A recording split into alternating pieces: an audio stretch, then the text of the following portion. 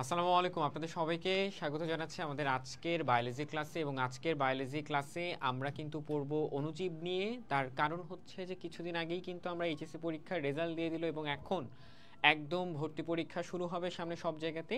আজকে আমরা বেসিক্যালি পড়ব জাহাঙ্গীরনগর ইউনিভার্সিটির ডি ইউনিটে অণুজীব থেকে, অর্থাৎ আমাদের সবচাইতে প্রিয় যেই টপিক ভাইরাস, ব্যাকটেরিয়া, ম্যালেরিয়া। আপনারা তো বই মানে বইটা পেয়ে প্রথম অবস্থায় কোন টপিকটা পড়েছেন আমি জানি না, তবে আমি কিন্তু ভাইরাস ব্যাকটেরিয়াটা আমার খুবই ইন্টারেস্টিং একটা টপিক ছিল পড়ার জন্যে।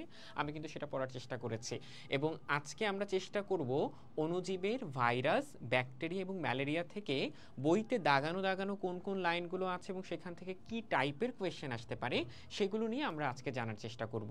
সো আজকের ক্লাসটা কিন্তু যারা দেখছেন, যে যেখানে দেখছেন, যেই ট্রিক্সগুলো বলবো কিংবা যেখানে যেখানে নোট করতে বলবো, যেই দাগানো লাইনগুলোকে আমি অনেক বেশি গুরুত্ব দিব সেগুলো কিন্তু নোট করে রাখতে হবে। এবং সামনে কিন্তু আবুল হাসান স্যারের চতুর্থ অধ্যায় অর্থাৎ উদ্ভিদ বিজ্ঞানের বায়োলজি ফার্স্ট পার্টের ফোর্থ যেই চ্যাপ্টার অণুজীব, সেই বইটি কিন্তু আপনাকে খুলে ফেলতে হবে। সো কমেন্টে কিন্তু আমাকে জানাতে ভুলবেন না কে কোত্থেকে দেখছেন, এবং যদি আপনাদের কোনো কোয়েরিজ থাকে বা যদি কি ধরনের আসলে কোয়েশ্চেন আপনারা প্রতিনিয়ত ফেস করেন সেটা যদি আমাদেরকে জানান, তাহলে আমরা সেই রিলেটেড আসলে পরবর্তী ক্লাসগুলোও কিন্তু আমরা সেভাবে নিব। আমি একটু দেখে আসি লাইভটা স্টার্ট হলো কি না। And in the mean time আরেকটা জিনিস যেটা অনেক বেশি গুরুত্বপূর্ণ, আমরা কিন্তু অনেকেই পরীক্ষার হলে বসে ভাইরাস থেকে এত সহজ সহজ প্রশ্ন আসে, আমরা মনে করি যে ভাইরাস আমরা পারি, ব্যাকটেরিয়া আমরা পারি, কিন্তু এই পারা কোয়েশ্চেনগুলোর মধ্য থেকেও অনেক ক্ষেত্রে দেখা যায় যে আমাদের অনেকখানি গ্যাপ থেকে যায়, অনেক সহজ সহজ জিনিস, অনেক ইজি ইজি জিনিসগুলো আমরা ভুল করে ফেলি। সো সেগুলো কিন্তু ভুল করা চলবে না আজকের পরে অ্যাটলিস্ট। এবং এই জায়গাটাকে এনশিওর করার জন্য আমরা আমাদের আজকের ক্লাসটা সাজিয়েছি। সো আজকে আমরা পড়ব অণুজীব, এবং এই অণুজীব পড়লে আমাদের মাথায় যেতে আসে ভাইরাস, ব্যাকটেরিয়া। সো আমরা ভাইরাসের দিকে আসব। আমাকে শুরুতে বলতে হবে ভাইরাস আর ব্যাকটেরিয়ার যে পার্থক্যের জায়গাটা আছে এটা অনেক বেশি ইম্পর্টেন্ট। ভাইরাস হচ্ছে যেটা অতি আণুবীক্ষণিক, মানে যেটাকে আমরা বলি আলট্রা মাইক্রোস্কোপিক। অন্যদিকে ব্যাকটেরিয়াকে আমরা বলি শুধু মাইক্রোস্কোপিক বা আণুবীক্ষণিক। তার মানে এখানে আমাদের যেটা জানতে হবে সেটা হচ্ছে যে ভাইরাস এবং ব্যাকটেরিয়ার মধ্যে কোনটা আণুবীক্ষণিক, কোনটা অতি আণুবীক্ষণিক। আমি একটু লাইভটায় চলে যাই। ওকে, সো এই জায়গাগুলো নিয়ে, যেমন যে বেসিক যেই ডিফারেন্সের জায়গাগুলো আছে সেই ডিফারেন্সের জায়গাগুলো নিয়ে কিন্তু আমাদের চিন্তাভাবনা অনেক বেশি পরিমাণে করতে হবে, ঠিক আছে? সো আমরা যখন কিনা পড়তে যাব বা বইতে যখন আমরা দেখব, আচ্ছা লাইভটা ওপেন হচ্ছে না আমার ইয়েতে, বাট হচ্ছে, আমি লাইভ দেখেছি। সো কোয়েশ্চেনগুলো আমরা পরবর্তীতে নিচ্ছি। সো ভাইরাস কি? অতি আণুবীক্ষণিক বস্তু। ব্যাকটেরিয়া বললে শুধু আণুবীক্ষণিক। তার মানে ভাইরাসকে খালি চোখে দেখা যায় না, ব্যাকটেরিয়াকেও খালি চোখে দেখা যায় না, কিন্তু ভাইরাসটা আরও অতি আণুবীক্ষণিক। সো এই যে এখানে অতি আণুবীক্ষণিকের যে জায়গাটা, এইটা কিন্তু আমরা এখান থেকে আলাদা করে দেখব, ঠিক আছে? এই যে এখানে অতি আণুবীক্ষণিক, এটা আমরা আলাদা করে দেখব। এবং আমরা তার পরবর্তীতে যদি চলে যাই, যে আলাদা করে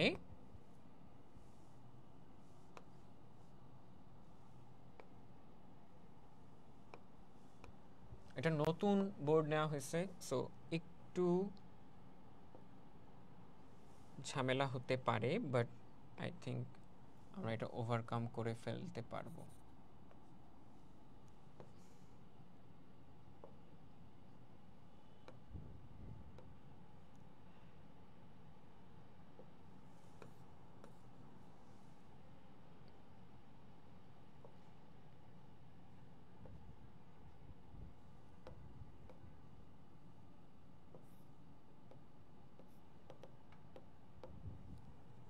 আচ্ছা, সো এই জিনিসগুলো যদি আমরা দেখি আলাদা করে, আচ্ছা এটা রিমুভ হচ্ছে না কেন?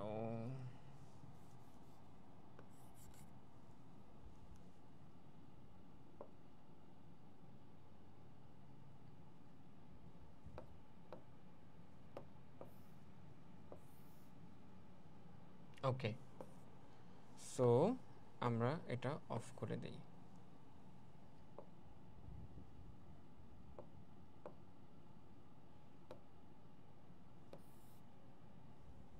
আচ্ছা, তো আমরা যেটা কথা বলতেছিলাম যে অতি আণুবীক্ষণিক এবং তার পরে গিয়ে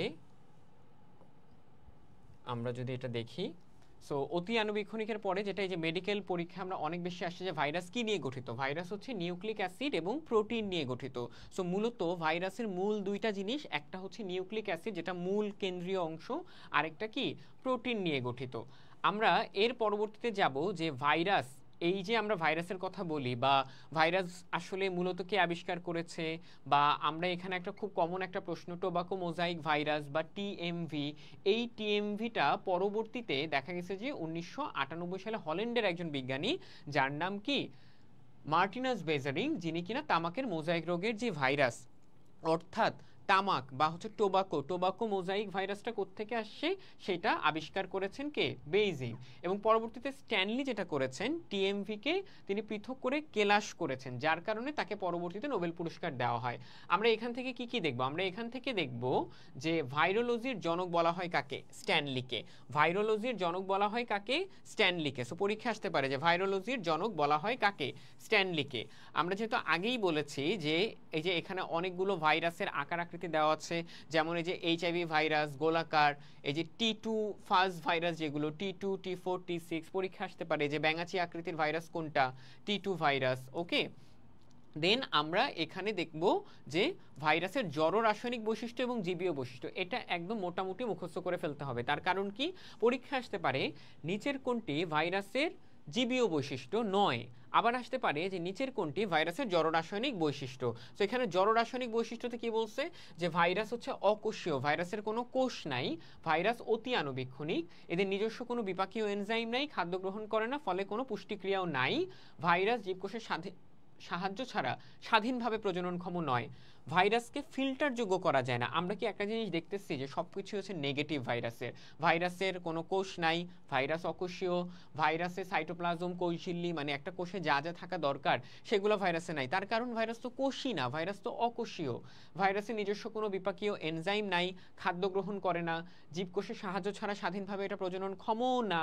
তার মানে এই সবগুলো নায়ের মধ্যে একটা আছে যেটা হ্যাঁ, সেটা কোনটা, এই যে ভাইরাসকে কেলাসিত করা যায়, ভাইরাসকে সেন্ট্রিফিউজ করা যায়, ব্যাপন করা যায়, পানির সাথে মিলিয়ে সাসপেনশন তৈরি করা যায় এবং তলানীকরণ করা যায়। আর বাদ বাকি সব এই যে ভাইরাস জীবদেহের বাইরে রাসায়নিক কণার মতো নিষ্ক্রিয়, ভাইরাসের কোনো দৈহিক বৃদ্ধি নেই, ভাইরাস পরিবেশের উদ্দীপনায় সাড়া দেয় না, ভাইরাস রাসায়নিকভাবে প্রোটিন এবং নিউক্লিক অ্যাসিডের সমাহার মাত্র, এই জিনিসগুলো।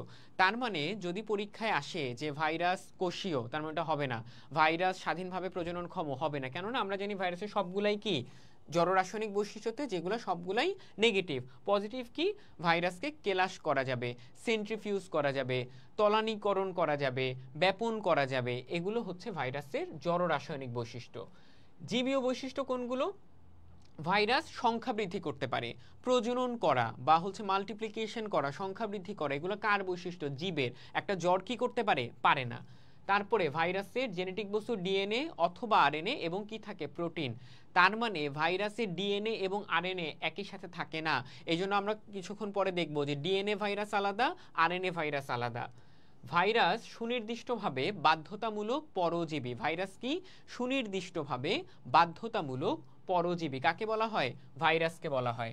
তার কারণ কি, ভাইরাস একটা নির্দিষ্ট জায়গায়, যেমন শ্বাসতন্ত্রের ভাইরাস শ্বাসতন্ত্রে আক্রমণ না করে ত্বকে আক্রমণ করবে না। ওকে, মানে চিকেন পক্স ভাইরাস ও শুধু ত্বকেই আক্রমণ করবে, আর শ্বাসনালীর যে ভাইরাসগুলো সেগুলো শ্বাসনালীতে আক্রমণ করবে। তার মানে ওরা পরজীবী, আরেকজনের উপরে নির্ভর করে, কিন্তু ওরা বাধ্যতামূলক। তার মানে ওরা কি একদম সিলেক্টিভলি, ওরা কি সুনির্দিষ্টভাবে বাধ্যতামূলক পরজীবী। তাহলে এগুলো হচ্ছে ভাইরাসের জীবীয় বৈশিষ্ট্য। তাহলে দেখে বুঝতে হবে কোনটা জীবের ইন্টারনাল বৈশিষ্ট্য এবং কোনটা জ্বরের বৈশিষ্ট্য। ওকে, সো এখান থেকে আসতে পারে। দেন হচ্ছে ভাইরাসের ভৌত গঠন, আমরা যেটা বলছিলাম ওই যে কেন্দ্রীয় বস্তু হিসেবে নিউক্লিক অ্যাসিড থাকে, হয় ডিএনএ অথবা কি আরএনএ, ক্যাপসিড যেটা বাইরের আবরণ, এটা আমরা আলাদা করে দেখব। এই যে নিউক্লিক অ্যাসিডে আমরা বলছি ডিএনএ অথবা আরএনএ, এর যে কোনো এক ধরনের হয়। পরীক্ষা আসতে পারে নিচের কোনটি ভাইরাসের অংশ নয়, এমনও থাকতে পারে ডিএনএ ও আরএনএ, এক জায়গায় থাকবে ডিএনএ, আরেক জায়গায় থাকবে আরএনএ, আরেকটা কি ওই যে আমরা অভিন্ন তথ্যতে যেরকম দেখতাম। সো যে কোনো একটা থাকবে ভাইরাসে। ক্যাপসিড আমরা দেখলাম। বহিস্থ আবরণে যদি আমরা আসি, যে লিপিড বা লিপোপ্রোটিন স্তরের একককে বলা হয় কি পেপলোমিয়ার। এটা অনেকবার পরীক্ষা আসে যে নিচের কোনটা বা পেপলোমিয়ার কি, বা এরকমও আসতে পারে লিপোপ্রোটিন স্তরের একককে কি বলে, পেপলোমিয়ার, লিপোমিয়ার বা ইত্যাদি। অনেকে যেটা ভুল করে লিপোপ্রোটিন নামটা শুনে অ্যান্সার করে লিপোমিয়ার, বাট লিপোমিয়ার বলে তো কিছু নাই, আছে কি পেপলোমিয়ার। এর পরবর্তীতে এখান থেকে যেটা বেশি আসে সেটা আকৃতি অনুযায়ী, যেমন দণ্ডাকার ভাইরাস, তারা সবাই কি কি দণ্ডাকার ভাইরাস আমরা এখানে দেখতেছি টোবাকো মোজাইক ভাইরাস, আলফা আলফা মোজাইক ভাইরাস, আর এটা কি মামস ভাইরাস। এটাকে আমি পড়তাম টম দিয়ে, ট দিয়ে দুইটা, একটা টোবাকো মোজাইক ভাইরাস, সরি একটা টোবাকো মোজাইক ভাইরাস আর দিয়ে দুইটা, একটা মামস আর একটা কি মোজাইক। তার পরবর্তীতে গোলাকার ভাইরাস, গোলাকার ভাইরাস কি কি আছে, পোলিও, এইচআইভি, টিআইভি, তারপর কি ডেঙ্গু ভাইরাস। এখানে একটা ছন্দ দেওয়া আছে, টিপু পিএইচডি করছে, তাহলে টি দিয়ে কি টিআইভি, তারপরে কি পি দিয়ে কি পোলিও, তারপরে এখানে কি আছে পিএইচডি করছে, এইচ দিয়ে কি এইচআইভি, ডি দিয়ে কি ডেঙ্গু। সো এটা আমরা এভাবে পড়তে পারি যে polio virus, TIV, HIV, dengue virus. আমরা যেটা ভুল করি সেটা হচ্ছে গোলাকার ভাইরাসে আমরা অনেক সময় টিআইভির জায়গায়, টিপুলা ইরিডিসেন্ট ভাইরাসের জায়গায় আমরা টিএমভি দাগাই দিই, কিন্তু টিএমভি আমরা আগেরটা কি পড়ছি দণ্ডাকার ভাইরাস, টিএমভি কি দণ্ডাকার, আর গোলাকারের মধ্যে কি আছে টিআইভি। ঘনক্ষেত্রাকার হারপিস ভ্যাকসিনিয়া, এটা আমরা আলাদা করে পড়তে পারি, হাভা দেওয়া আছে এখানে, এটা পরীক্ষা আসছে। ব্যাঙাচি আকৃতির যারা টি দিয়ে তারা সবাই কি ব্যাঙাচি আকৃতি, T2 T4 T6। সিলিন্ডার আকৃতির হচ্ছে ইবোলা ভাইরাস, ডিম্বাকার ভাইরাস এখানে দেওয়া আছে। ইনফ্লুয়েঞ্জা, এটাকে আমরা পড়তাম হচ্ছে ইন্ডিয়া, ইনতে হচ্ছে ইনফ্লুয়েঞ্জা ভাইরাস, আর ডি দিয়ে কি ডিম্বাকার ভাইরাস। ডিএনএ ভাইরাস এখানে দেওয়া আছে। সো ডিএনএ ভাইরাসটাকে পড়ার জন্য আমরা একটা ছন্দ ব্যবহার করতে পারি, তাই ভ্যাকেশনে টিটুর ভারী হাঁপানি হলো। এটা একটু আমি লিখে ফেলতে বলবো, তাই ভ্যাকেশনে টিটুর ভারী হাঁপানি হলো। আমাকে একটু বলতে হবে যেটা, সেটা হচ্ছে যে আপনারা কে কোথায় আর কোনটা দিবেন। ওকে, আমি একটু কমেন্টটা দেখে আসি। আচ্ছা, সো আমাকে বলেন তো, তাই ভ্যাকেশনে টিটুর ভারী হাঁপানি হলো লিখে আমাকে একটু ডেসক্রাইব করেন যে কোনটা দিয়ে কি হতে পারে।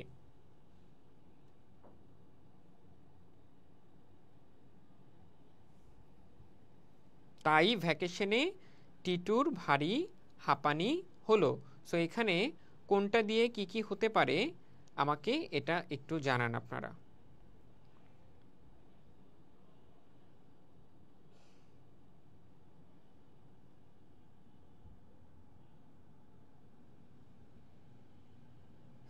ঠিক আছে, ওকে।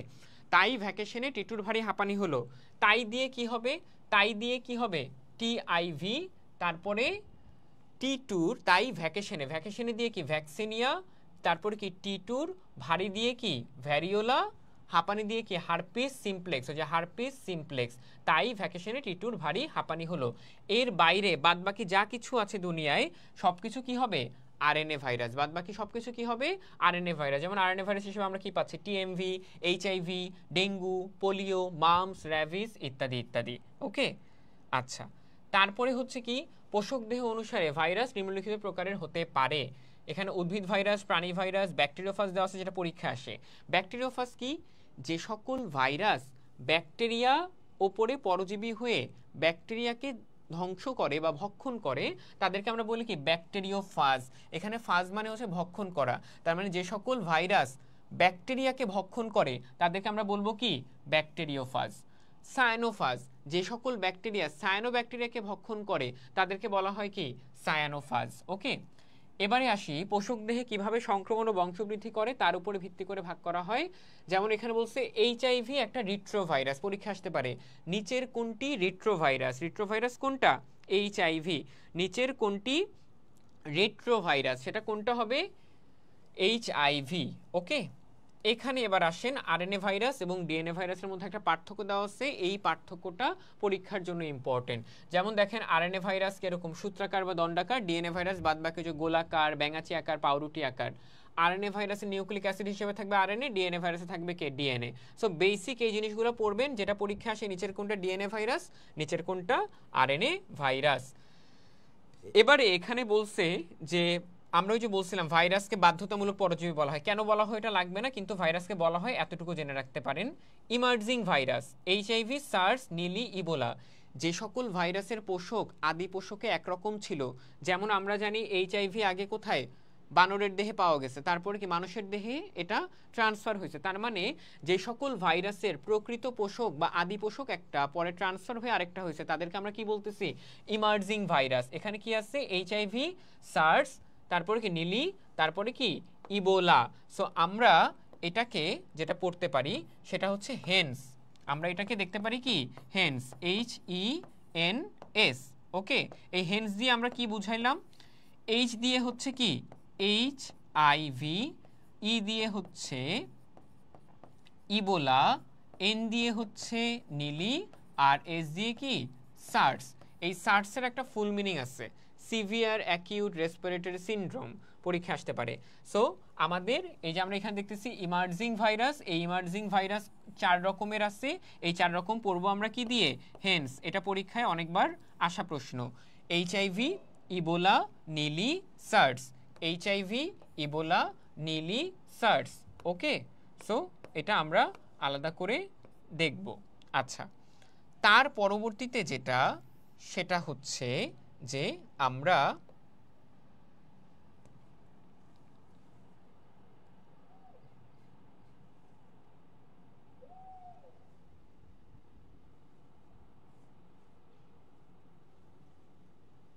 আচ্ছা, এবারে আমরা যেটা দেখব সেটা হচ্ছে এখানে আলাদা করে এই যে ভিরিয়ন এবং হচ্ছে ভিরয়েড, এই দুইটার মধ্যে ডিফারেন্সটা কি। যেমন সংক্রমণ ক্ষমতাবিহীন ভাইরাসকে আমরা বলতেছি কি নিউক্লিয় ক্যাপসিড, সংক্রমণ ক্ষমতা নাই এমন ভাইরাসকে আমরা বলতেছি নিউক্লিয় ক্যাপসিড। আর যদি সংক্রমণ ক্ষম ভাইরাস হয়, যেমন এই যে বলছে সংক্রমণ ক্ষমতা শূন্য, সংক্রমণ ক্ষমতা সম্পন্ন সম্পূর্ণ ভাইরাস কণাকে আমরা বলতেছি কি ভিরিয়ন। তার মানে এখানে দুইটা জিনিস, একটা হচ্ছে ভিরিয়ন আর একটা হচ্ছে নিউক্লিয় ক্যাপসিড। একটা সংক্রমণ ক্ষমতা সম্পন্ন আর একটা সংক্রমণ ক্ষমতা বিহীন। যেটা সংক্রমণ ক্ষমতা বিহীন এটা পরীক্ষা অনেকবার আসছে, দেখেন এখানে ডেন্টাল পরীক্ষা আসছে এবং জাহাঙ্গীরনগরের ডি ইউনিটেও আসছে, এবং এই একই প্রশ্ন দেখা গেছে যে ঢাকা ইউনিভার্সিটির এই ইউনিটে যদি আপনি বায়োলজি অ্যান্সার করেন সেখানেও কিন্তু এই প্রশ্নটা আসে। এরপরে যেমন ভিরয়েড, ভিরয়েড হচ্ছে অল টাইমের আরএনএ, ভিরয়েডস কি সংক্রামক আরএনএ কে আমরা বলতেছি কি ভিরয়েডস। এবার চলে আসেন প্রিয়ন্স, প্রিয়ন্স কাদের হয়, বহুল আলোচিত ম্যাটকাও রোগ বলা হয়, বা হচ্ছে গরু ছাগলের স্ক্র্যাপি রোগ। এই যে দেখেন বহুল আলোচিত ম্যাটকাও রোগ সৃষ্টির সাথে প্রিয়ন্সের সম্পৃক্ততা রয়েছে। পরীক্ষা আসতে পারে নিচের কোনটা প্রিয়ন্স দিয়ে হয় বা নিচের কোনটা প্রিয়ন্স দিয়ে হয় না। তাহলে প্রিয়ন্স দিয়ে হয় কি ম্যাটকাও গরু ছাগলের স্ক্র্যাপি রোগ, এটাকে প্রিয়ন্সের একটা কমন একটা রোগ যেটা আমরা দেখি। সেখানে ভিরয়েডস, ভিরিয়ন এবং হচ্ছে প্রিয়ন্স, এইটার একটা ছক দেওয়াস্ত চেষ্টা করবেন বইতে, যেই ছক বা টেবিল আকারে যা যা দেওয়া আছে সেগুলো যাতে কাভার আপ করা যায়। ভাইরাসের এখানে গঠন দেওয়া আছে, দাগানো লাইনগুলো পড়ার চেষ্টা করবেন, হোপফুলি আপনাদের বইতে ওই সেম জিনিসগুলোই দাগানো আছে, দাগানো লাইনগুলো একবার দেখে যাবেন। আমরা এবার যেটা দেখবো সেটা হচ্ছে টিটু ব্যাকটেরিওফাজ। এইটা আকার হিসেবে কোনটা, ব্যাঙাচি আকার। এই যে টিটু ব্যাকটেরিওফাজের চিত্র দেখলে বোঝা যাচ্ছে না, ওর দেহ মাথা, এই যে মাথা এবং লেজ এই অংশে বিভক্ত, ওর কয়টা স্পাইক, কয়টা স্পর্শক তন্তু, ওর কলারটা কোথায়, মাথাটা এই যে ষড়ভুজাকৃতির 6টা ইয়ে নিয়ে গঠিত, এগুলো আলাদা করে দেখবেন। মাথায় জিন থাকে কতটা, 150টা। কোভিড-19 এটা দেখবেন, কেননা এটা খুবই হট টপিক, আমরা পেয়ে যেহেতু আসছি, তো এখান থেকে আসতে পারে যে কোভিড-19 যেই ভাইরাসের নাম কি, corona virus, novel corona virus. Then হচ্ছে এই নোভেল করোনা ভাইরাসের আমরা আলাদা করে দেখতে পারি যে কবে প্যান্ডেমিক বা বৈশ্বিক মহামারী স্টার্ট হয়েছে, এগুলো দেখবেন। এই পার্টটা অনেক বেশি ইম্পর্টেন্ট, যে what is endemic, what is epidemic, আর কোনটা হচ্ছে প্যান্ডেমিক। সো আমরা প্যান্ডেমিক কখন বলবো, যখন একটা ব্যাধি বা একটা রোগ বিশ্বের অধিকাংশ বা দেশ বা অঞ্চল জুড়ে বিস্তৃত, সেটাকে আমরা বলবো কি প্যান্ডেমিক। তার মানে কোভিড-19, নোভেল করোনা, এটা কি প্যান্ডেমিক ছিল না, কেননা বিশ্বের অনেকগুলো দেশে আমরা এটা ছড়িয়ে পড়ছিল। যদি এমন হয় যে কোনো একটা রোগ একটা বিস্তীর্ণ অঞ্চল জুড়ে, একটা বড় অঞ্চল জুড়ে আছে, তখন তাকে আমরা বলবো এপিডেমিক। আর যদি একটা ছোট জনসংখ্যা বা ছোট জায়গা জুড়ে থাকে, তখন তাকে আমরা বলবো কি এন্ডেমিক। আমি কি বুঝাইতে পারছি? তাহলে এন্ডেমিক হচ্ছে যেটা অল্প জায়গা জুড়ে বিস্তার ঘটছে যে রোগে, সেটা হচ্ছে কি এন্ডেমিক। যেমন হচ্ছে মার্স কোভিড, এই মার্সের ফুল মিনিং কি, মিডল ইস্ট রেসপিরেটরি সিনড্রোম। তার মানে এটা শুধুমাত্র মিডল ইস্ট, একটা সংকীর্ণ এই মিডল ইস্টেই ছিল, এই জন্য এটাকে আমরা বলতেছি এন্ডেমিক। তারপরে ধরেন যে এই যে এপিডেমিক, যে পশ্চিম আফ্রিকার একটা বড় জায়গা, পশ্চিম আফ্রিকার মধ্যে তো আরো অনেকগুলো কান্ট্রি জড়িত। সো তখন এটাকে আমরা বলতেছি এপিডেমিক। আর প্যান্ডেমিক তখনই যখন এটা বিশ্বের অনেকগুলা দেশে ছড়িয়ে পড়তেছে। সো পরীক্ষা আসতে পারে যে নোভেল করোনা কি এপিডেমিক, প্যান্ডেমিক না এন্ডেমিক, কোনটা? সো এটা আমরা আলাদা করে দেখব। ভাইরাসের কখনো বংশবৃদ্ধি হয় না। ভাইরাসের যেটা হয় সেটাকে আমরা বলি কি ভাইরাসের সংখ্যা বৃদ্ধি। তার মানে ভাইরাসের জনন তো আর হয় না, ভাইরাসের যেটা হয় যে সংখ্যা বৃদ্ধি ঘটে। এবং এই সংখ্যা বৃদ্ধির জন্য দুইটা কমন এবং ফেমাস চক্র আছে, একটা লাইটিক চক্র আর একটা লাইসোজেনিক চক্র। এখন যেহেতু একাডেমিক না, আমরা সংক্ষেপে শুধুমাত্র এটার যে একটা ছক আছে লাইটিক এবং লাইসোজেনিক চক্র এটা দেখব। লাইটিক চক্র মূলত হচ্ছে কি টি সিরিজভুক্ত ফাজে দেখা যায়, আর লাইসোজেনিকটা হচ্ছে ল্যামডা ফাজে দেখা যায়। যে দেখেন লাইটিক চক্রটা কি, আমরা যদি এটা আলাদা করে এতে দেখি, লাইটিক চক্র কি টি সিরিজভুক্ত ফাজে দেখা যায়, আর লাইসোজেনিকটা কোথায়, ল্যামডা সিরিজভুক্ত ফাজে দেখা যায়। এটা একটা কমন জিনিস। আর লাইটিক চক্র একবার সম্পন্ন হলে অনেকগুলো ভাইরাসের সৃষ্টি হয়, অন্যদিকে লাইসোজেনিক চক্র একবার সম্পন্ন হলে ভাইরাসের জিনোমযুক্ত ব্যাকটেরিয়া দেখা যায় যে একটা থেকে দুইটা তৈরি হয়। সো লাইটিক অনেক বেশি করে, লাইসোজেনিক কি সংখ্যায় সেটা অনেক কম করে ফেলে। ঠিক আছে, সো আমরা এই জিনিসটা আলাদা করে ওখান থেকে দেখতে পারি। ওকে, সো এতক্ষণ পর্যন্ত কারো যদি কোনো কনফিউশন থাকে বা কোনো কোয়েশ্চেন থাকে আমরা কিন্তু একটু কমেন্ট বক্সে করি। আমি একটু কমেন্ট বক্সটা দেখি।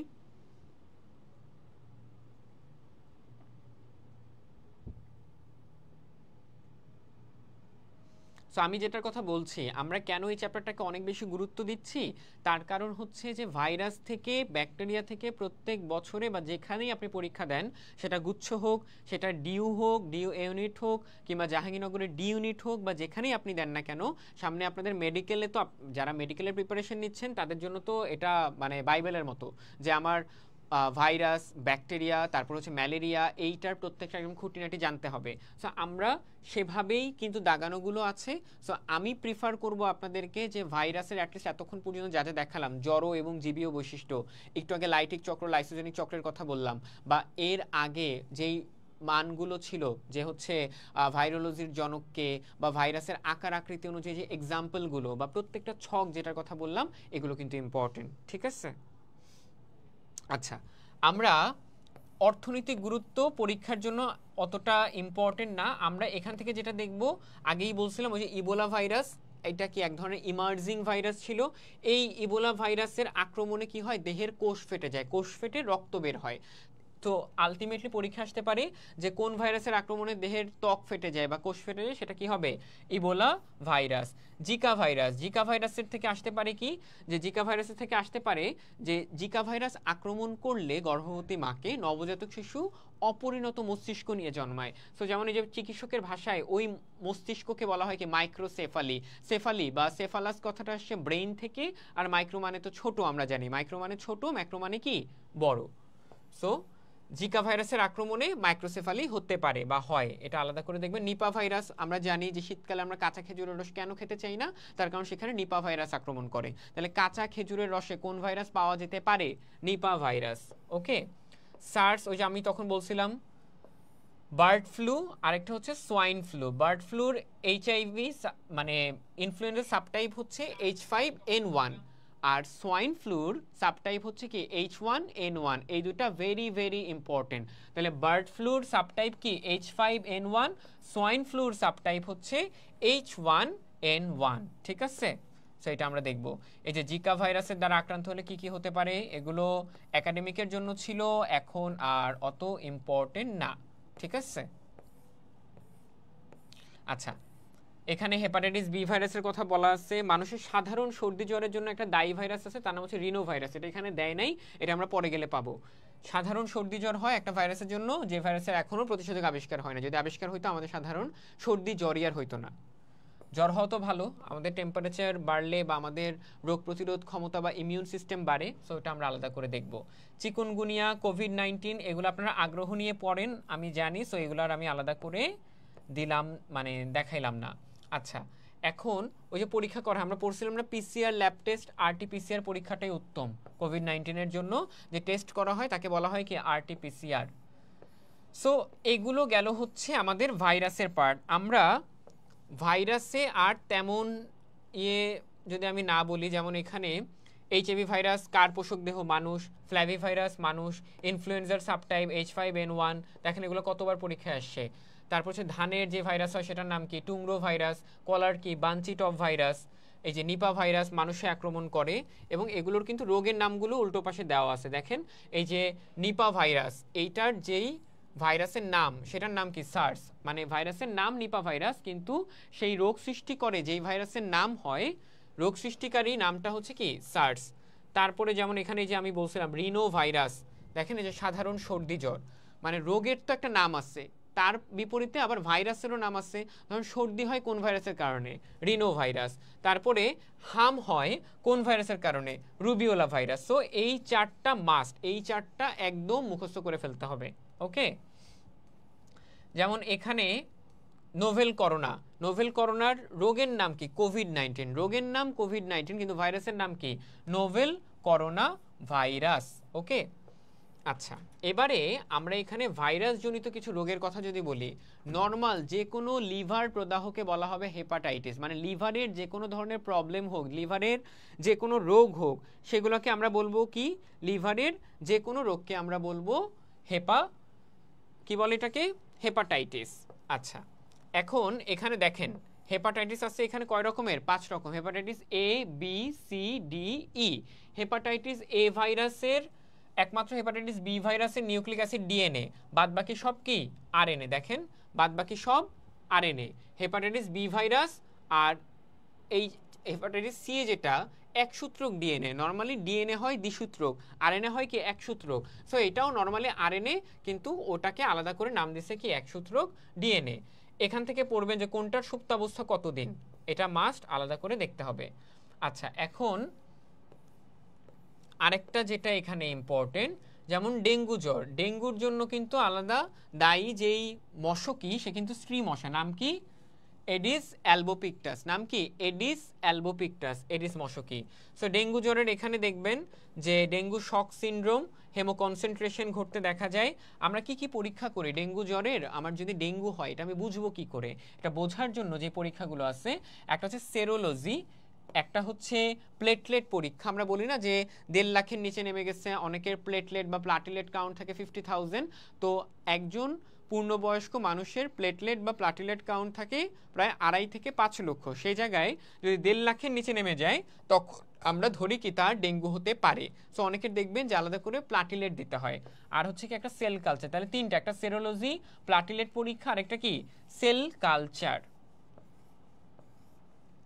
আচ্ছা, তারপরে হচ্ছে আমরা যেটা দেখব সেটা হচ্ছে, আমি যদি একটু বলি,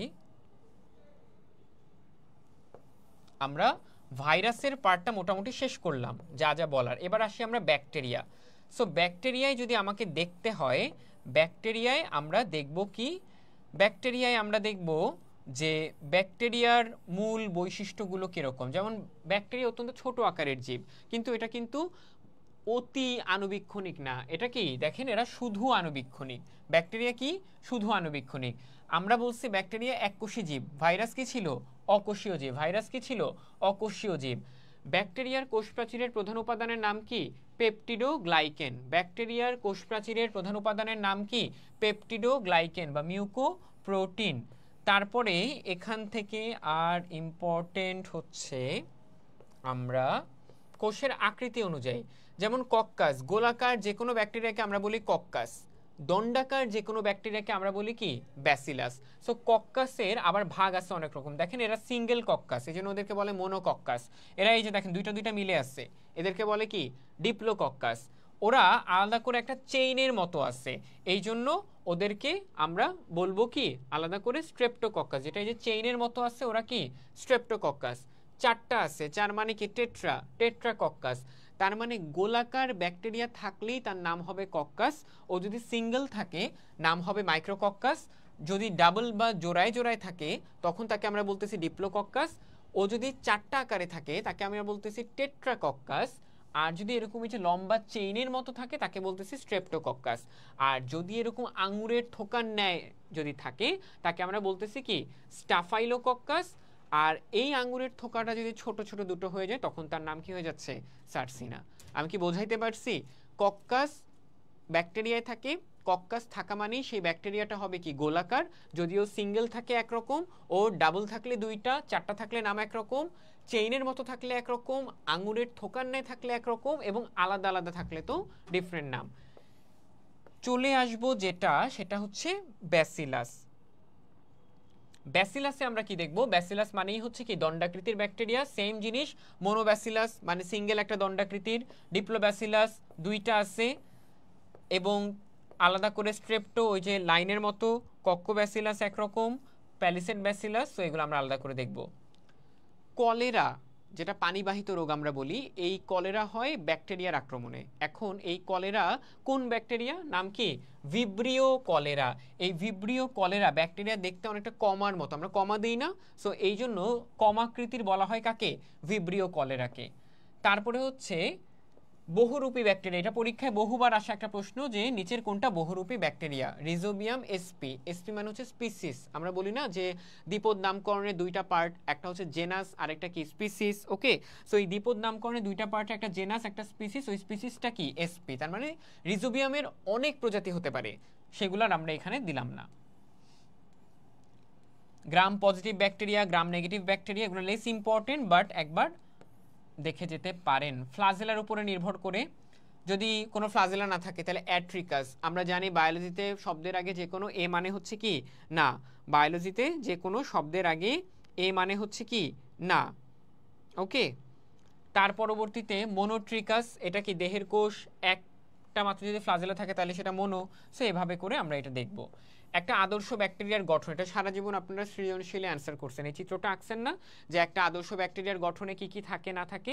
সো একটা আদর্শ ব্যাকটেরিয়ায় এই যে দেখেন চারপাশে সুতার মতো ফ্লাজেলাম, এক বচনে বলি আমরা ফ্লাজেলাম, বহু বচন হলে সেটার নাম হয়ে যাবে কি? ফ্লাজেলা। আম থেকে আ। নিচের দিকে দেখেন এই যে দণ্ডাকৃতির, এটা কিন্তু ফ্লাজেলার মতো আঁকানো বাঁকানো না, এইটাকে বলা হয়েছে পিলি। এই পিলি হচ্ছে যৌন জননে ভূমিকা পালন করে, ব্যাকটেরিয়ার যৌন জননে ভূমিকা পালন করে কে? পিলি। আর এর বাইরে আপনারা পাবেন, যেহেতু এটা এককোষী, ওর মধ্যে আমরা আলাদা করে প্লাজমিড, মেসোজোম, রাইবোজোম, কোষ প্রাচীর, ক্যাপসুল যা যা থাকার সেগুলো আমরা দেখব। সো যখন পরীক্ষায় একটি আদর্শ ব্যাকটেরিয়ামের গঠন বা নিচের কোনটি ব্যাকটেরিয়ার গঠন নয়, তো এটা দেখতে হলে আপনি এই চিত্রটাকে মেমোরাইজ করা ট্রাই করবেন যে আমি ব্যাকটেরিয়ার আদর্শ গঠন কি কি দেখছি। আমি দেখছি সুতার মতো ফ্লাজেলাম, আমি দেখছি যৌনজনন করতে পারে পিলি, আমি দেখছি মেসোজোম যে কোষ বিভাজন করতে পারে, তারপরে রাইবোজোম, কোষ প্রাচীর, আরও যা যা আছে, ভলিওটিন বা তেলবিন্দু। ব্যাকটেরিয়ার কোষ প্রাচীর কে কি বলা হয়? ক্যাপসুল, এবং এটা কি কোষকে রক্ষা করা এর প্রধান কাজ। আমি কিন্তু অনেক দ্রুত বলতেছি, তার কারণ হচ্ছে এই কারণে যে আমাদের এই ভাইরাস, ব্যাকটেরিয়া, ম্যালেরিয়া আপনারা পড়তে একদিন লাগায় দেন, একদিন যদি এখন লাগান তাহলে কিন্তু সমস্যা হয়ে যাবে, তার কারণ আপনার তো আরও পড়তে হবে। মানে একই পড়া আপনি মিনিমাম, যদি এমন হয় যে না প্রথম অবস্থায় যখন ভাইরাস পড়তেছেন তখন 1 ঘন্টা লাগায় পড়েন, দ্বিতীয়বার যখন পড়বেন তখন যাতে এটা হাফ অ্যান আওয়ারে চলে আসে। কেননা আপনি ফাইনাল আপনার যে কনফিডেন্সটা তখনই আসবে যখন আপনি একই জিনিস বারবার রিভিশন দিতে পারবেন। আপনি যখন দ্রুত রিভিশন দিতে পারবেন তখন মাথায় ক্লিক করবে যে না আমি তো পারি, এই জন্য আমি দ্রুত রিভিশন দিতে পারতেছি। সো পড়ার টেকনিকটা ফলো করতে হবে। মানে আপনি যদি একদম মানে অনেক বলেন যে আমি ভাই সারা 24 ঘন্টার মধ্যে আমি 16 ঘন্টা পড়ি, এই 16 ঘন্টা যদি আপনি একই পড়াটাকে বারবার পড়েন এটা আপনাকে অনেক বেশি ফায়দা দিবে। আদারওয়াইজ যেটা দেখা যাবে যে আপনি একটা জিনিস নিয়ে যদি বসে থাকেন, বাকি জিনিস না পড়লে আপনার মধ্যে কনফিডেন্স বুস্ট আপটা হবে না। আপনি পারেন বাট আপনি দেখেন নাই বলে পরীক্ষার হলে ভুল করবেন। ঠিক আছে, আচ্ছা এবারে হচ্ছে ব্যাকটেরিয়ার জনন, এটা লেস ইম্পর্টেন্ট। আমরা শুধু আলাদা করে যেটা দেখব মুকুলোদ্গম, অযৌন জননটা দেখার দরকার নাই। যৌন জনন দেখবেন, ব্যাকটেরিয়ার যৌন জনন হয় কনজুগেশন নালীপথে। ব্যাকটেরিয়ার যৌন জনন হয় কোথায়? কনজুগেশন নালীপথে। ওকে, আচ্ছা চিকিৎসা ক্ষেত্রে অ্যান্টিবায়োটিক ওষুধ তৈরিতে ব্যাকটেরিয়া ভূমিকা পালন করে কি কি, ওগুলো আলাদা করে নাম দেখতে হবে। এখানে একটা গুরুত্বপূর্ণ নাম আছে, যেমন ডিপিটি, আমরা বলি না যে আলাদা করে একটা ভ্যাকসিন দেওয়া হয় ডিপিটি ভ্যাকসিন। এই ডিপিটি ভ্যাকসিন কি কি? D for diphtheria, P for pertussis, আর টি ফর কি? টিটেনাস। টিটেনাস হচ্ছে ধনুষ্টঙ্কার, পার্টিসিস কি? হুপিং কাশি, আর ডিপথেরিয়া তো ডিপথেরিয়া আপনারা জানেনই। সো এটা আলাদা করে দেখবেন। তারপরে নাইট্রোজেন সংবন্ধনে অ্যাজেটোব্যাক্টর এবং কি সিউডোমোনাস গুরুত্বপূর্ণ ভূমিকা পালন করে নাইট্রোজেন সংবন্ধনে। পরীক্ষা আসতে পারে নিচের কোনটি নাইট্রোজেন সংবন্ধনে গুরুত্বপূর্ণ ভূমিকা পালন করে? অ্যাজেটোব্যাক্টর এবং কি সিউডোমোনাস, অ্যাজেটোব্যাক্টর এবং কি সিউডোমোনাস। বহুল আলোচিত একটা প্রশ্ন, চা কফি তামাক প্রক্রিয়াজাতকরণে কোনটা? ব্যাসিলাস মেগাথেরিয়াম। চা কফি তামাক প্রক্রিয়াজাতকরণে কোনটা? ব্যাসিলাস মেগাথেরিয়াম। দুগ্ধজাত শিল্পে যেটার সাথে ল্যাকটোস আছে, স্ট্রেপ্টোকক্কাস ল্যাকটিস, ল্যাক্টোব্যাসিলাস। দুগ্ধজাত শিল্পে কোনটা? স্ট্রেপ্টোকক্কাস ল্যাকটিস আর কি ল্যাক্টোব্যাসিলাস। তারপরে হচ্ছে পাট শিল্পে, চামড়া শিল্পে, এগুলো আলাদা করে জাস্ট একবার রিডিং দিলেই হবে। আচ্ছা, আমরা এবারে দেখব অপকারিতা। অ্যাকচুয়ালি ব্যাকটেরিয়ার উপকারিতা দেখছি, প্রতিষেধক বা আদার্স অন্যান্য কিছু। এখন আমরা দেখব যে ব্যাকটেরিয়ার অপকারিতাগুলো মানুষের রোগ সৃষ্টি করতে, যেমন এই যে টিউবারকুলোসিস, যক্ষা রোগ হয় যেটার জন্য Mycobacterium tuberculosis. Pneumonia, Diplococcus pneumoniae, এগুলো বানানগুলো দেখবেন আলাদা করে। তারপর cholera, Vibrio cholerae, diphtheria, Corynebacterium diphtheriae, ধনুষ্টঙ্কার টিটেনাস, যে একটু আগে নামগুলো বললাম। যৌনবাহিত রোগ হয় কিছু, যেমন হচ্ছে কি নেইসেরিয়া, গনোরিয়া, এটা ব্যাকটেরিয়ার সংক্রমণে হয়। একমাত্র যৌনবাহিত রোগ যেটা ব্যাকটেরিয়ার সংক্রমণ হয়, বাদ বাকিগুলো ভাইরাসের জন্য হয়, যেমন সিফিলিস বা ইত্যাদি। কিন্তু গনোরিয়াটা হয় কি ব্যাকটেরিয়ার সংক্রমণে সৃষ্ট যৌনবাহিত রোগ, যেটার নাম কি গনোরিয়া। সো গনোরিয়া হয় যে ব্যাকটেরিয়ার কারণে, সেই ব্যাকটেরিয়ার সাইন্টিফিক নেম হচ্ছে কি নেইসেরিয়া গনোরিয়া। উদ্ভিদের রোগ সৃষ্টি দেখবেন। ওকে, সো এই গেল হচ্ছে আমাদের বেসিক ব্যাকটেরিয়া। এখানে ভাইরাস এবং ব্যাকটেরিয়ার ডিফারেন্সটা দেওয়া আছে, এই ডিফারেন্সটা মাস্ট, এটা ট্রিপল স্টার। ওকে, ব্যাকটেরিয়া জনিত রোগ এগুলো আর লাগবে না। সো আমাদের মোটামুটি ব্যাকটেরিয়ার পার্টটাও আমরা প্রায় শেষ করলাম। যেমন কলেরা, প্রথম এই রোগের জীবাণু আবিষ্কার করে কে? রবার্ট কক, এটা আলাদা করে দেখতে পারেন। কলেরা, দেন হচ্ছে এগুলো তো আমাদের প্র্যাকটিক্যালের পার্ট ছিল। আমরা এবার চলে আসি ফাইনালি ম্যালেরিয়া পরজীবী। সো ম্যালেরিয়ার যেই মানে কি বলে, ম্যালেরিয়া আক্রান্ত হয় যেই পরজীবীর জন্য, তাদের নাম কি? চারটে এখানে নাম আছে। আমরা যেটা কমনলি জানি সেটার নাম কি? Plasmodium vivax, Plasmodium ovale, Plasmodium falciparum, আরেকটা কি? Plasmodium malariae, Plasmodium malariae. So এই জিনিসটা কেন ইম্পর্টেন্ট বা কেন কি, আমি যদি এটা আলাদা করে আমরা বলি, তাহলে সেটাকে আমরা আলাদা করে দেখাতে পারি কয়েকটা পার্টে। সেই কয়েকটা পার্ট কি কি? যেমন এখানে আমরা বলতেছি প্লাজমোডিয়াম ফ্যালসিপারাম, এইটা যে রোগের নাম তার নাম কি? Malignant malaria. প্লাজমোডিয়াম ওভালি, এই রোগের নাম কি? মৃদু tertian malaria. Plasmodium vivax, benign tertian malaria. Plasmodium malariae, quartan malaria. আমরা যদি একটা খালি জায়গা আপনাদের দেখাই, এখানে আমরা একটা ছন্দ পড়তে পারি, যেমন হচ্ছে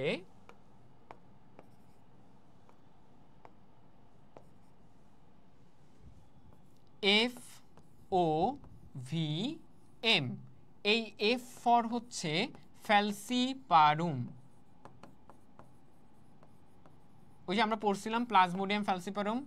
ও ফর কি? প্লাজমোডিয়াম ওভালি, মৃদু টার্সিয়ান ম্যালেরিয়া। বি ফর কি? Plasmodium vivax, benign tertian malaria. M for কি? Plasmodium malariae. এটা আমি লিখলাম না। এখন এর নিচে কি লিখবো? আমি একটা ছন্দ লিখে দিই, ছন্দটা কাজে যদি লাগে ভালো হয়। মালেক মৃদুলের বানানো কেয়ারটেকার, মালেক মৃদুলের বানানো কেয়ারটেকার। আমি কি বলতেছি? মালেক মৃদুলের বানানো কেয়ারটেকার। উপরে কি লিখলাম? FOVM। কি লিখলাম? FOVM। তাহলে এই যে এখানে আমরা বললাম মালেক দিয়ে কি হবে? Malignant tertian malaria. তার মানে এই যে প্লাজমোডিয়াম ফ্যালসিপারামটা হচ্ছে তো ভাইরাসের নাম, রোগের নাম কি? Malignant tertian malaria, malignant tertian malaria. O দিয়ে কি? Plasmodium ovale. মৃদু দিয়ে কি হবে? মৃদু টার্সিয়ান ম্যালেরিয়া। ভি দিয়ে কি? Plasmodium vivax, benign tertian malaria. বানানো দিয়ে কি? বিনাইন। আর প্লাজমোডিয়াম ম্যালেরিয়াটা কি? কেয়ারটেকার দিয়ে কি? কোয়ার্টার্ন ম্যালেরিয়া। অ্যাটলিস্ট যেভাবে আমরা মনে রাখতে পারি। সো আমরা এটা পড়বো FOVM, মালেক মৃদুলের বানানো কেয়ারটেকার। এভাবে এফ দিয়ে ফ্যালসিপোরাম, ও দিয়ে ওভালি, ভি দিয়ে ভাইভেক্স, এম দিয়ে কি ম্যালেরিয়া, আর এখানে মালিক দিয়ে ম্যালিগনেন্ট, মৃদুল দিয়ে মৃদু টার্সিয়ান ম্যালেরিয়া, বানানো দিয়ে বিনাইন টার্সিয়ান ম্যালেরিয়া, কেয়ারটেকার দিয়ে কি কোয়ার্টার্ন ম্যালেরিয়া। সো এইটা দিয়ে আমরা এই ছন্দ দিয়ে নামগুলো মনে রাখতে পারি। সো চাইলে এভাবে মনে রাখতে পারেন, আর যারা মনে করেন যে না আমার এমনিতেই মনে থাকে, সো আপনি চাইলে সেভাবেও মনে রাখতে পারেন। ওকে, আচ্ছা এবারে আমরা দেখি যে হচ্ছে ম্যালেরিয়া জ্বরের এই যে পরজীবিতা, এখানে দুইটা জিনিস পোষক ভূমিকা পালন করে, দুইটা পোষক কাজ করে, একটা হচ্ছে মানুষ আর একটা হচ্ছে কি মশকি। মানুষকে বলা হয় ম্যালেরিয়া পরজীবীর মাধ্যমিক পোষক, মাতে মানুষ, মাতে কি মাধ্যমিক পোষক। আর মশকি তো নির্দিষ্টই থাকে আলাদা করে, স্ত্রী অ্যানোফিলিস মশকি যেটাকে আমরা বলি, এডিস অ্যাজেপ্টি। ম্যালেরিয়া পরজীবীর জীবনচক্রের ধাপ। সো এখান থেকে মেইনলি এই ছকটা পড়বেন। আগে তো আমরা চিত্র দেখতাম যে হচ্ছে আলাদা করে হেপাটিক সাইজগ্নি কি, তারপরে এক্সোসাইটিক সাইজগ্নির ছকগুলো দেখতাম না, এখন তো আর ওই চিত্র আসবে না। পরীক্ষা যেটা আসবে, হেপাটিক সাইজগ্নির অবস্থান কোথায়? যকৃতে। পরীক্ষা কি আসবে? হেপাটিক সাইজগ্নির অবস্থান কোথায়? আমরা কি বলবো? যকৃত। হেপাটিক সাইজগ্নির অবস্থানটা, হেপাটিক সাইজগ্নির অবস্থান কোথায় হবে? যকৃত। এরিথ্রোসাইটিক সাইজগ্নি, এইটার অবস্থান কোথায়? লোহিত রক্তকণিকা। তাহলে হেপাটিক সাইজগ্নি কোথায়? যকৃতে। আর এরিথ্রোসাইটিক সাইজগ্নি হবে কোথায়? লোহিত রক্তকণিকায়। হেপাটিক সাইজগ্নি হবে যকৃতে এবং লোহিত রক্তকণিকায়। সো আমরা এখানে আলাদা করে ম্যালেরিয়া পরজীবীতে আমরা যেটা দেখতেছি যে হেপাটিক সাইজগ্নি দেখা যায় যকৃতে এবং এরিথ্রোসাইটিক সাইজগ্নি কোথায়? লোহিত রক্তকণিকায়। সো পরীক্ষাটা আসতে পারে। দেন এই যে প্রি এরিথ্রোসাইটিক সাইজগ্নির অংশ কি কি? স্পোরোজয়েড। আমরা কি জানি যে মাকু আকৃতির স্পোরোজয়েড যকৃতে আক্রমণ করে। দেন ওটা গোলাকার আকৃতি হলে নাম হয় ক্রিপ্টোজয়েড। দেন বহু নিউক্লিয়াস বিশিষ্ট অবস্থাকে আমরা বলি কি? সাইজন। তারপরে কি আরেকটু ওই সাইজনটা যখন বড় হয়, পাশে যখন হচ্ছে আবরণ প্রাপ্ত হয়, তখন তাকে আমরা বলি ক্রিপ্টোমেরোজয়েড। এক্সো এরিথ্রোসাইটিক সাইজগ্নি, পরের ধাপে ওই সাইজন, তারপর একটা মেটাক্রিপ্টোমেরোজয়েড, এটা আবার দুই রকম, একটা মাইক্রো আর একটা কি ম্যাক্রো। সো পরীক্ষা আসতে পারে নিচের কোনটা হেপাটিক সাইজগ্নির অংশ, নিচের কোনটা হেপাটিক সাইজগ্নির অংশ না। যেমন লোহিত রক্তকণিকা যেটা এরিথ্রোসাইটিকে কি কি দেখি আমরা? ট্রফোজয়েড গোলাকার হলে, সিগনেট রিং ওই যে একটা রিং আকৃতির প্রাপ্ত হয়, তারপরে ক্ষণপদ বিশিষ্ট হলে অ্যামিবয়েড ট্রফোজয়েড, বহু নিউক্লিয়াস বিশিষ্ট দশাকে আমরা বলি কি? সাইজন। গোলাপের পাপড়ির ন্যায় হলে সেটাকে আমরা কি বলি? রোজেট দশা। ওকে, সো এইভাবে আমরা আলাদা করে দেখতে পারি, ঠিক আছে? তারপরে রোজেট, মেরোজয়েড, গ্যামেটোসাইট, তার মানে এখান থেকে শুধু নামগুলো আসবে। তারপরে যেমন মশকির দেহে যে যৌনজনন হয়, মশকির দেহে যৌনজনন একটা গ্যামিটোগ্নি একটা স্পোরোগনি। গ্যামিটোগ্নি হয় ক্রপের ভেতরে, ক্রপের বাইরে কি? স্পোরোগনি। পরীক্ষা আসতে পারে নিচের কোনটি ক্রপের ভেতরে হয়, তাকে আমরা বলবো কি? গ্যামিটোগ্নি। কোনটা ক্রপের বাইরে হয়, তাকে আমরা বলবো কি? স্পোরোগনি। ওকে, সো এগুলা বেসিক। সো আমরা এই টাইপের যেই প্রশ্নগুলো হয় আমি সেগুলো মোটামুটি কাভার আপ করে ফেলছি। ফার্স্টে আমি বলছি কি ভাইরাসের যেই আকার আকৃতি ওটা মাস্ট, ভাইরাসের রোগ, ভাইরাসের উপকারিতা অপকারিতা, ভাইরাসের জীবীয় বৈশিষ্ট্য জড় বৈশিষ্ট্য, এগুলো থেকে পরীক্ষায় প্রশ্ন আসে। তারপরে ভাইরাসের জনককে, ব্যাকটেরিয়ার জনককে, ভাইরোলজির জনককে, এগুলো আসতে পারে। তারপরে আসতে পারে যে ব্যাকটেরিয়া থেকে ব্যাকটেরিয়ার আকার আকৃতি, কোনটার কোন কক্কাসের কোন এক্সাম্পল, ব্যাসিলাসের গুলা কিরকম ছিল, তারপরে কোনটা গ্রাম নেগেটিভ কোনটা গ্রাম পজিটিভ। ওকে, ভাইরাস এবং ব্যাকটেরিয়ার পার্থক্যটা আমরা ভালো করে দেখব। ভাইরাসের সংখ্যা বৃদ্ধি তো যে লাইটিক চক্র, সরি ব্যাকটেরিয়ার সংখ্যা বৃদ্ধি লাইটিক চক্র লাইসোজেনিক, টি সিরিজভুক্ত হলে লাইটিক চক্র, ল্যামডা সিরিজভুক্ত হলে লাইসোজেনিক চক্র। ওখানে আমরা আরো যা যা পড়লাম, ব্যাকটেরিয়ার অপকারিতা, তারপরে ওই যে কলেরা, ডিপথেরিয়া, তারপরে যক্ষা, এগুলোর সাইন্টিফিক নেমগুলোকে ওগুলো আমরা আলাদা করে দেখব। দেন এই যে ম্যালেরিয়া, ম্যালেরিয়ার একটু আগে যে ছকটা দেখালাম এই ছকটা আমরা ভালো করে পড়বো।